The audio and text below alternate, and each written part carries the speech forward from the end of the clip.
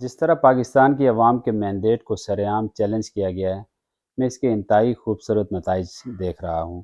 پوری دنیا میں آپ کا مقدمہ اب انتہائی مؤثر طریقے سے لڑا جا سکتا ہے، جس کے کچھ نتائج تو آپ ابھی دیکھ سکتے ہیں، جیسے کہ امریکہ میں 31 کانگریس مین نے اپنی حکومت کو خط لکھا کہ آپ اس غیر قانونی سیٹ اپ کو حکومت کے طور پر تسلیم نہ کریں۔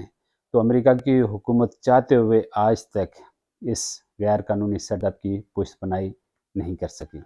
مزید یہ کہ 20 مارچ کو کانگریشنل ہیئرنگ ہے، جہاں پر ڈونلڈ لو کے ساتھ سوال جواب ہوں گے، اور یہ تحریک، یہ سلسلہ چلتا رہے گا جب تک کہ پاکستان میں رول آف لا نہیں ہوتا،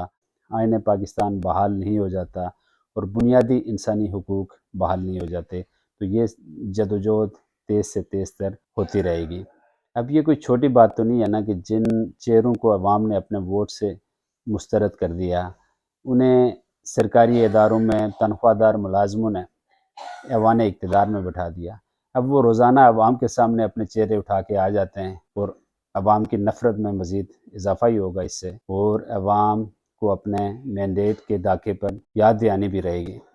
اب یہ ڈاکومنٹس کو فورج کر کے، نمبرز کو آگے پیچھے کر کے،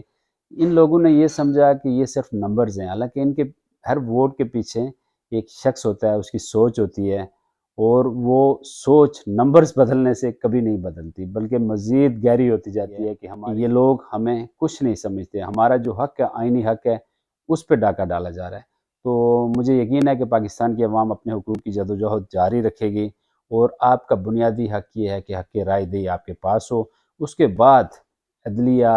پولیس، لیجسلیٹرز، یہ سارے اپنا اپنا کام کریں۔ رول آف لا ہوگا تو ایک دوسرے پہ چیک اینڈ بیلنس ہوگا، لیکن اگر ایک ہی بندے کی سوچ حکمران ہوگی، بندہ اچھا ہوگا تو شاید کچھ اچھا ہی ہو جائے، بندہ برا آئے گا تو تباہی آ جائے گی۔ لیکن جب قانون کی حکمرانی ہوگی، قانون وہاں پر انفورسڈ ہوگا، تو چہرے آتے جاتے رہیں گے، لیکن with in the boundaries of law وہ کام کرے۔